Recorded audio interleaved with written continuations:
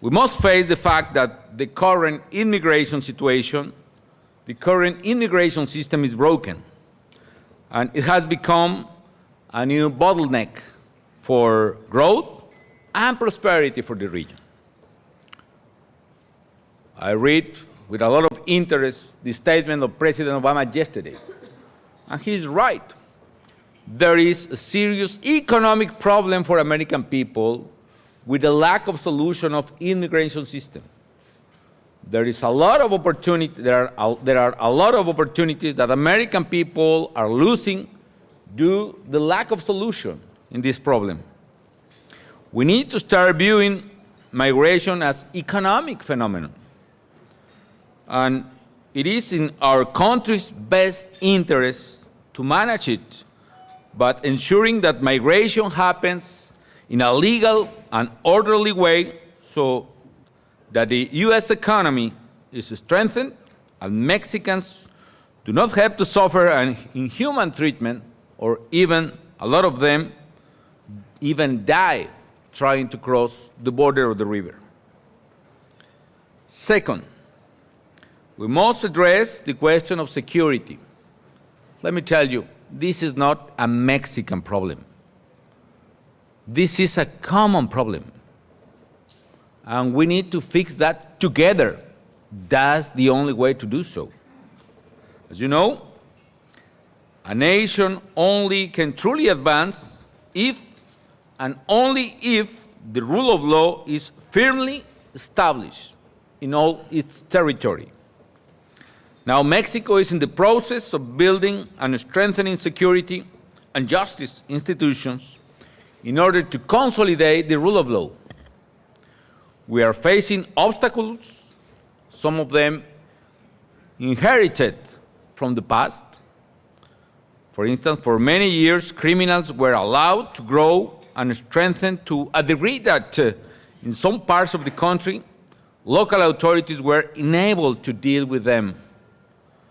And that is why, when I took office, we decided to deploy the full force of the state to confront the criminals.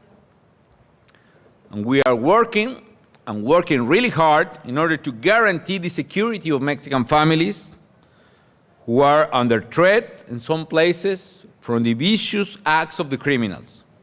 And our strategy has 4 main policies that I want to explain briefly.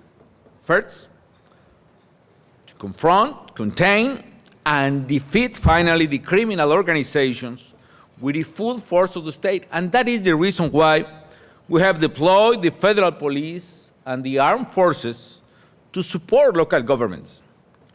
And we need to say that this is not a permanent measure, because it's only meanwhile we can provide to the states and municipalities time to rebuild and strengthen their security and judicial institutions. Second, precisely, strengthen, build, and rebuild public security institutions at federal and state level. Any law enforcement agency must be rebuilt and strengthened. We are building up, for instance, a new generation of police forces.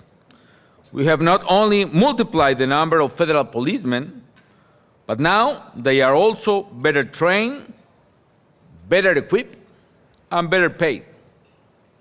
And our goal will be today to ensure that local governments are also strengthened and vet their police agencies and their attorney general offices. Third, we have reformed the judicial system.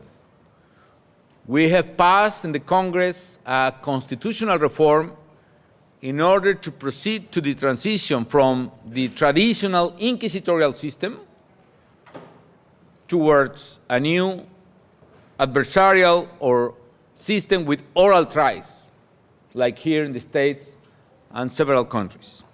We are moving towards an open and clear system with open and oral trials that are more effective, more transparent. Fourth, we are tackling social sources of the crime. So we have set up a lot of social programs to prevent young people from turning to crime, from education, health, and especially prevention and treatment for addictions.